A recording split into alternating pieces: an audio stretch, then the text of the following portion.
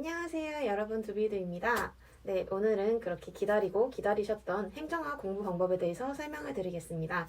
그럼 함께 가보시죠. 네, 부끄럽지만 요것들이 제가 여태까지 공부했던 책들입니다. 밑에 애들이 기본서이고 이게 작년에 공부했던 기출문제집이고 이거 올해 공부했던 거, 올해 모의고사, 작년에 풀었던 것들 이렇게 되어 있고요. 여단화 압축은 두 개를 꼭 샀었어요. 지금부터 이 책들로 어떻게 공부를 했는지 설명을 드려보겠습니다. 네, 여러분 이게 기본서이고요. 기본서 원래 3권이었는데 한 권을 제가 버렸나봐요. 그래서 2021년도 거를 구매를 했었고 제가 2022년도 해서 응시를 하는 거였는데 교재를 조금 싸게 구매하고 싶어서 이거를 구매를 하게 되었습니다. 하지만 행정학이나 행정법이나 어쨌든 전공이 가장 어렵기 때문에 교재는 직접 해당 연도 거를 구매하시는 거를 저는 추천드리고 싶습니다. 저는 이거를 인강을 한 번 듣고 이 교재를 한 3번 정도 복습을 했습니다. 복습을 하면서 이렇게 별표를 치면서 외워야 되는 것들이 있어요. 이런 부분을 노트에 필기를 하면서 꼭 외우려고 하였습니다. 기본서 인강을 1회독 하고 저 책을 한 3번 정도 복습을 한 다음에 그 다음에 바로 기출문제집으로 넘어가게 되었습니다.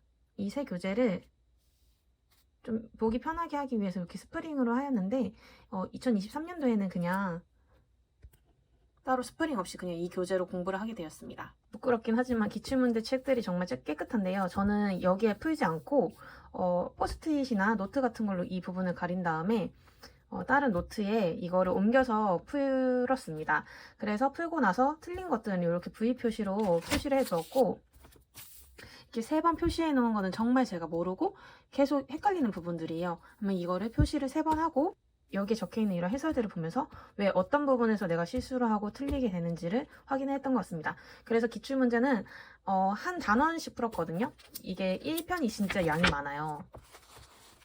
1편의 양이 두껍죠. 이 정도 됩니다. 그래서 요거를 한번 풀고 인강을 한번 쫙 듣고 그 다음에 또 다음 2강을 또 풀고 2강에 대한 걸 또 듣고 이런 식으로 하고 한번 인강을 이렇게 한번 해독을 한 후에 저는 이 책만 거의 한 5회독은 했던 것 같습니다. 이렇게 보시면 포스트잇에 제가 문제를 풀고 이런 식으로 답변을 체크하면서 왜 내가 이 답을 체크를 했는지를 꼼꼼하게 비교를 하면서 확인을 했었습니다. 모의고사 같은 경우는 시간을 재서 여기다가 풀었어요. 이런 식으로 풀고 이것도 인강을 저는 행정학과 행정법은 정말 제가 베이스가 없었기 때문에 인강을 무조건 듣고 다시 복습을 하는 걸로 했습니다. 얘는 사실 이 문제보다 해설을 보면서 복습을 하는 게 굉장히 좋았습니다. 이런 식으로 해설이 나와 있는데 물론 그 겹쳐있는 부분들은 선생님께서 배제를 해서 뭐 몇 번과 동일 이렇게 되어 있어서 조금 해설을 보는데 뭐 불편함이 있으셨다 하시는 분들도 계시긴 한데 이거를 반복적으로 보다 보면 내용이 자동적으로 익혀졌던 것 같습니다. 나머지 책들인데요. 저는 사실 2022년도에는 교재를 정말 많이 샀었어요. 이 책들이 다 여기 있는 것들이 다 2022년도에 구매를 했던 것들이면 요것들은 2023년도에 구매를 했던 책들입니다. 현저히 양이 적죠. 그 이유는 하반기 추록이랑 뭐 헷갈리는 부분 총정리, 뭐 최빈추 문제라고 해서 문제집이 굉장히 많았는데 저는 이제 걱정이 있어서 이 문제집을 다 산 거거든요. 근데 이제 저도 이제 반면교사를 삼아 여러분들에게 추천을 드리자면 사실 요 하반기 추록과 최빈추 500문제는 사실 그렇게 필요가 있다는 생각이 들지 않았어요. 왜냐면은 이 최빈추 문제와 여기 안에 있는 기출문제에 포함되는 것들이 좀 은근히 많았기 때문에 두 교재는 그냥 제두고 헷갈리는 부분 총정리는 정말 좋았던 책이라고 저는 생각을 합니다. 책을 보면 진짜 30점을 업시킬 수 있다고 나와 있어요. 왜냐면 제가 항상 행정학 그 모의고사를 보면 60점? 65점 뭐 50점 막 이랬는데 이거를 풀면서 진짜 거의 8, 90점대로 점수가 올랐던 것 같습니다. 이게 보시면은 헷갈려 하면서 내가 헷갈리는 부분을 여기서 정리를 해줘요. 행정학이 사실 명쾌하게 답이 떨어지지 않잖아요. 가장 옳지 않는 거 요거를 골라야 하는 거기 때문에 이런 것들 계급제와 직업공무원제를 뭐 비교를 하는데 뭐 어떤 거는 다르고 어떤 거는 또 맞고 이런 부분이 굉장히 많기 때문에 이거를 보면 여태까지 여러분들이 헷갈렸던 그런 지식들을 한 번에 정리를 할 수가 있어요. 그래서 저는 이 책을 사가지고 이것도 인강을 무조건 들었고 그러고 나서 한 3번씩은 체크를 했습니다.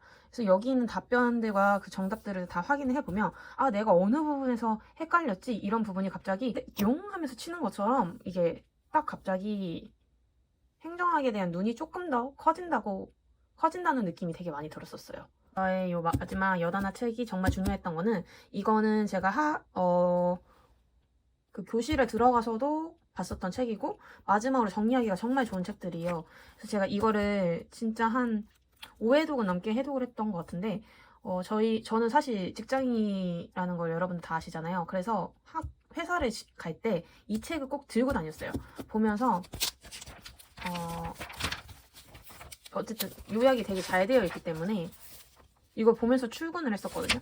근데 진짜 앞에 부분은 거의 떨어져가지고 테이프를 붙이고 다닐 정도로 이거 진짜 열심히 봤거든요. 중요한 부분은 이렇게 샤프로 체크를 해놓고 제가 들어가기 직전에 봐야 할 것 같은 부분들 있잖아요. 이런 부분을 이렇게 접어놨어요. 근데 진짜 신기했던 건 제가 이렇게 접어놓은 부분 중에서 뭐 예측기법 이번에도 나왔고 또 막 P-메이 해가지고 그 외부주도형 뭐 동원형 이런 거 표 있잖아요. 그게 딱 시험이 나왔었거든요. 그래서 그때는 제가 점수가 95점이었어요. 하나 틀려가지고.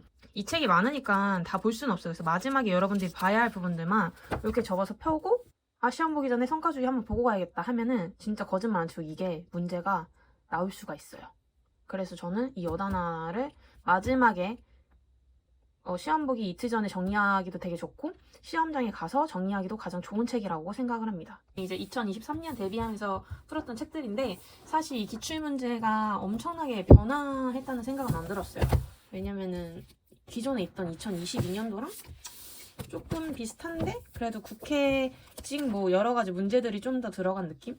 그래서 저는 풀면서 조금 새로운 유형도 있긴 하지만 내가 원래 풀었던 것들이 더 많네 해가지고 얘는 진짜 거의 깨끗해요.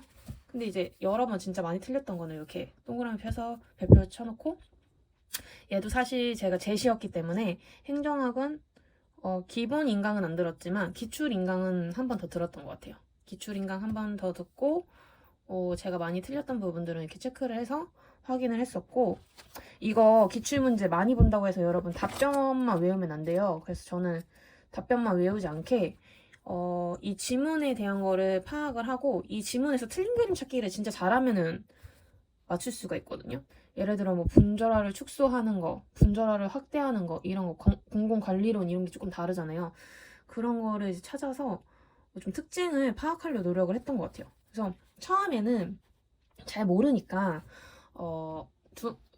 제가 들었던 선생님 김준규 선생님은 두 문자 암기법을 되게 잘 알려주시거든요. 그럼 그거를 진짜 냅다 외웠어요.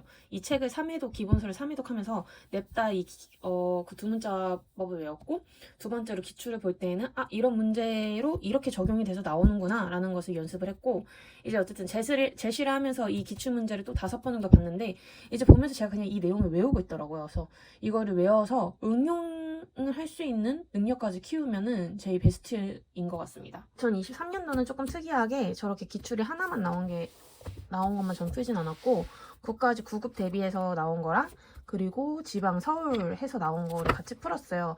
근데 이 국가직 9급은 솔직히 막 좀 쉬웠다고 해야 되나? 좀 쉽고 이게 또 작년 22년도랑 그런 겹치는 부분이 많아서 사실 요거는 조금 저는 난이도가 그렇게 높진 않았다라는 느낌이 들었으면 얘는 저희 아시죠?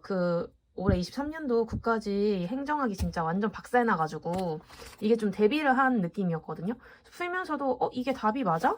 이거는 조금 처음 보는데? 라는 유형들이 되게 많았어요.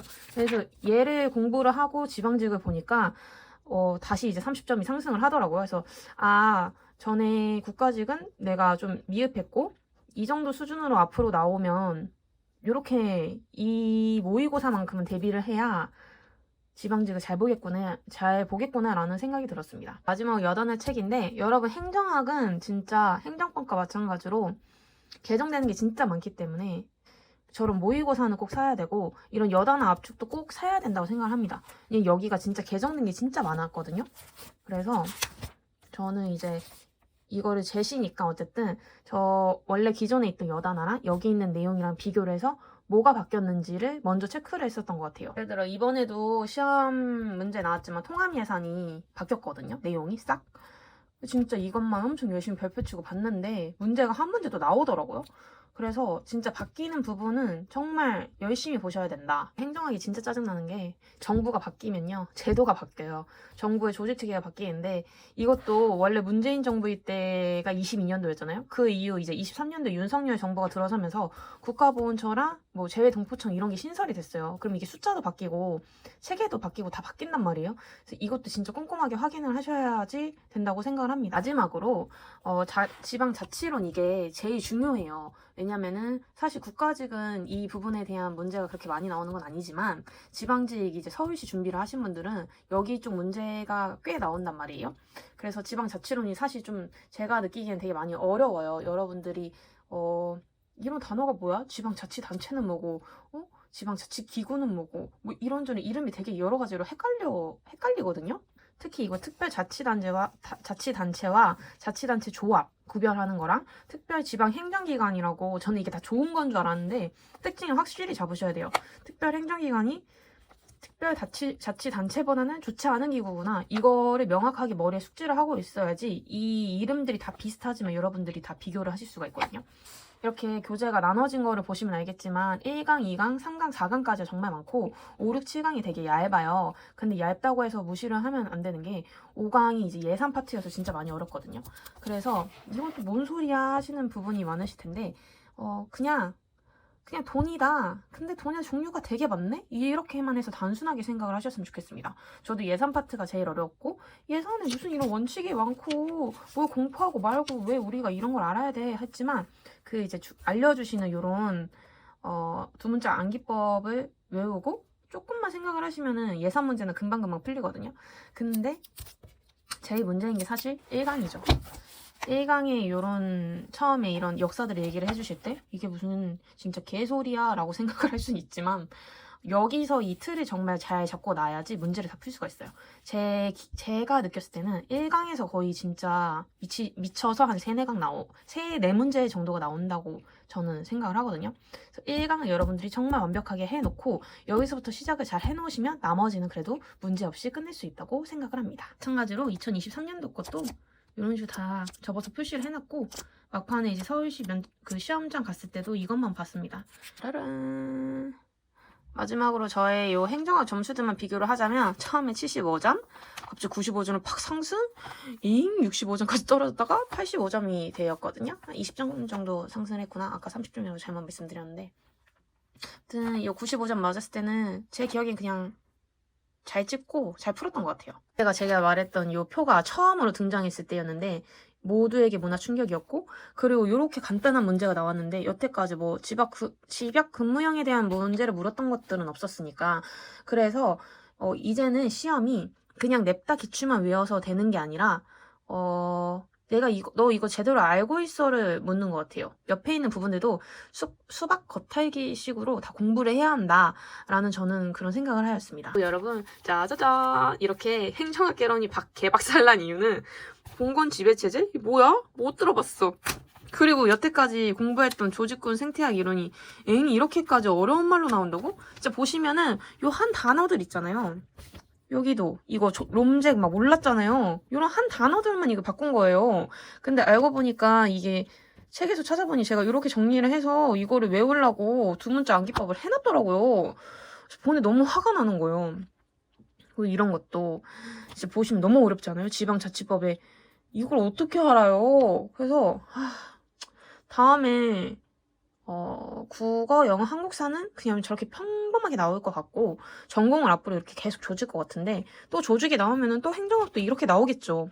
근데 나왔을 때 여러분들 진짜 당황하지 마시고 여태까지 있었던 그 기출문제 그 지식들과 진짜 정말 꼼수를 쓰시자면 이런 거 하나하나 찍어도 이런 형용사 같은 거? 그런 거를 비교를 해서 찍는 게 제일 좋은 방법이신 것 같습니다. 국가직 요거 시살이 먹어서 그런지 서울시 볼 때는 그래도 점수를 무난하게 받을 수 있을 정도의 난이도로 나왔는데요.